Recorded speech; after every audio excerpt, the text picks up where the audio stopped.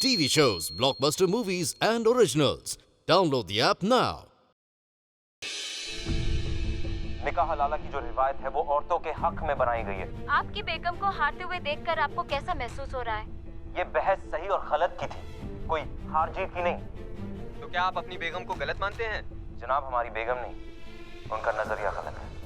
हमारी ज़ारा ने ना दोनों खानदानों के सर शर्म से झुका दिए, और ये सब आप ही की वजह से हो रहा है। आपने उसे इतना बढ़ावा नहीं दिया होता ना, तो आज ये दिन देखने की नौबत ही ना आती।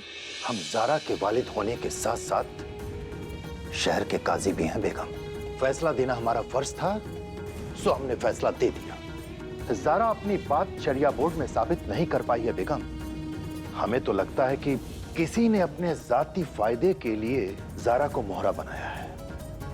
हमारी बेटी अब सबके सामने सर उठा के कैसे जी पाएगी काजी साहब? क्या बीत रही होगी हमारी बेटी पर?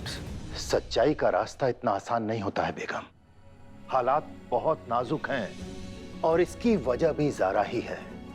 अब ज़ारा को अपने ऊपर उठने वाले हर तंज को बर्दाश्त करना होगा, अपनी तरफ फेंके जाने वाले हर पत्थर को सहना होगा। अंदाजा है कैसी कैसी बातें कर रहे हैं लोग बाहर हमारे बारे में। वो हम जानते हैं आपको ये सब की वजह से ठेस पहुंची है, मगर ज़ारा जज्बाती हो गई थी और इसलिए वो मुद्दे से भटक गई, वरना